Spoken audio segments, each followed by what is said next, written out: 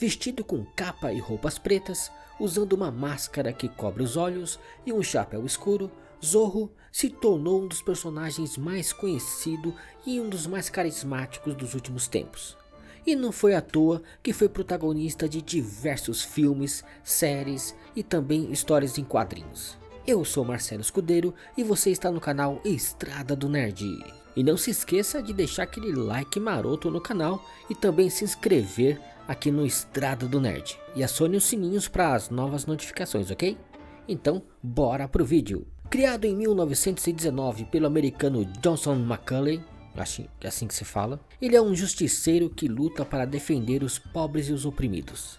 E para isso, abusa do seu talento com a espada para marcar um Z na cara de qualquer um que venha a desafiá-lo. Sua primeira adaptação para o cinema aconteceu em 1920, no filme mudo The Mark of Zorro, a marca do Zorro. Na época, quem assumiu o papel do mascarado foi Douglas Fairbanks, mas mesmo sendo criado e estrelado por americano, foi a fama de herói hispano-latino que destacou o personagem. É bem provável que poucos no Brasil tenham lido sua obra original, A Marca do Zorro. Mas quem dentre vocês nunca assistiu um filme do personagem ou a um episódio da famosa série produzida pela Disney entre 1957 e 1959? Eu lembro de assistir a série na TV Record quando era garoto, lá nos anos 90. Não, garoto não, já era adulto. De acordo com o Google, eu soube que na Europa foram produzidos 28 filmes do famoso personagem mascarado, mais de 6 no México e pelo menos uns 10 filmes lá nos Estados Unidos. É muito difícil encontrar alguém que nunca tenha ouvido falar do Zorro. O herói mascarado é um dos personagens mais famosos do mundo. Sabendo que temos mais de 40 produções do Zorro, eu separei aqui 5, que eu acredito que possam agradar muita gente. A Máscara do Zorro, de 1998. Dirigido por Martin Campbell, o longa contou a história de Dom Diego, um homem que passa mais de 20 anos na prisão depois que sua esposa é assassinada e sua filha é levada por inimigos. Prometendo vingança, ele consegue fugir e transforma o ladrão Alejandro Morrieta em seu pupilo, lhe ensinando todas as táticas que sabe para que o rapaz se torne um novo Zorro e possa assim vingar os seus inimigos. Com um elenco de estrelas como Antônio Bandeiras, Anthony Hopkins e Catherine Zeta-Jones, o filme se tornou um fenômeno de público, conquistando uma bilheteria de mais de 200 milhões de dólares e sendo indicado ao Oscar nas categorias de melhor som e melhores efeitos sonoros. A Lenda do Zorro, de 2005. Como o primeiro filme do Zorro estrelado por Antônio Bandeiras fez muito sucesso, o diretor e a equipe de produção decidiram fazer uma continuação e lançaram em 2005 A Lenda do Zorro. A trama é ambientada no final do século XIX, quando a Califórnia luta para se tornar o 31º estado dos Estados Unidos. Acontece que nesta mesma época, os poceiros estão ameaçando os moradores do local e tomando suas terras. Percebendo a injustiça, Dom Alejandro de la Vega veste mais uma vez a capa do Zorro para mudar esta situação. Zorro, 1957.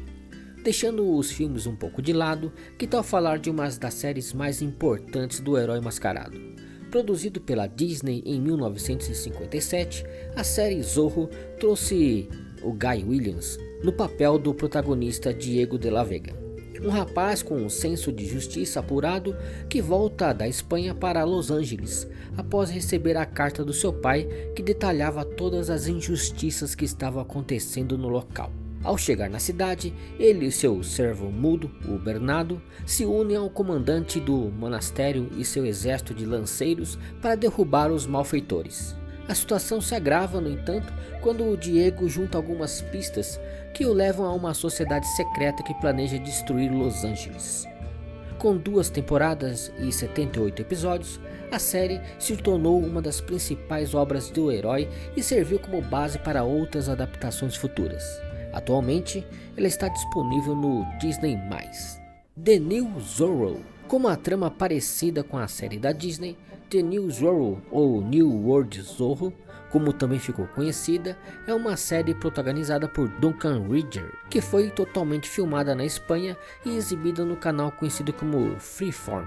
A produção teve 3 temporadas e trouxe o ator Henry Darrow no papel de Dom Alejandro de la Vega, o pai do mascarado. O mais curioso é que com essa série o ator cravou sua 3ª participação em obras sobre o Zorro. Antes ele havia participado de Zorro and Son, Zorro e o Filho e As Novas Aventuras de Zorro. Zorro Prime Video 2024 estreou em 19 de janeiro de 2024.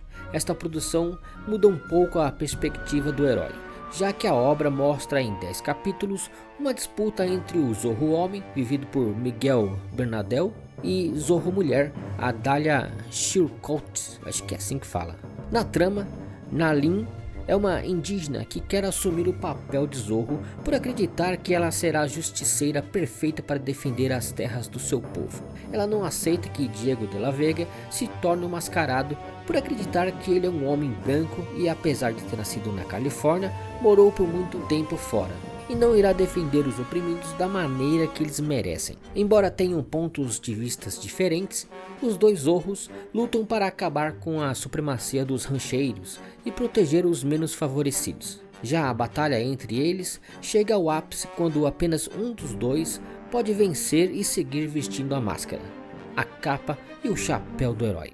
O que significa a palavra Zorro? Em espanhol, a palavra Zorro quer dizer raposa e é usada como adjetivo para descrever um homem astuto, esperto e que não se deixa enganar facilmente.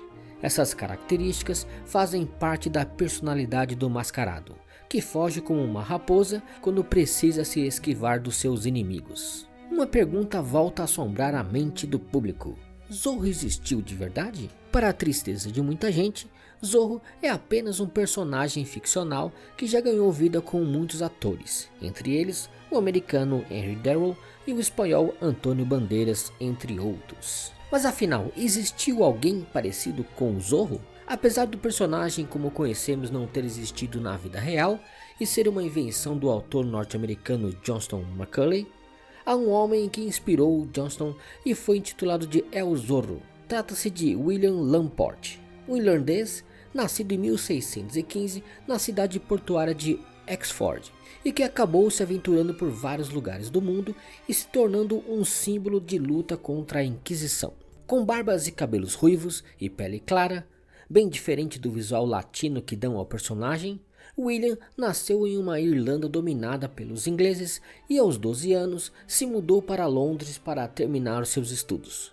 Foi lá que ele foi condenado à prisão pela primeira vez por traição contra a coroa britânica, já que escreveu um panfleto rebelando-se contra o governo inglês. Esse acontecimento foi determinante para transformá-lo em uma verdadeira raposa astuta, já que depois foi capturado por piratas e começou a trabalhar com os ladrões dos mares, atacando navios ingleses. Depois de muitos anos, William se alistou nas Brigadas da Irlanda para lutar contra a França e a favor da Espanha. Depois disso, percorreu quase todo o continente europeu, o que permitiu que aprendesse 14 idiomas e participasse de vários conflitos armados.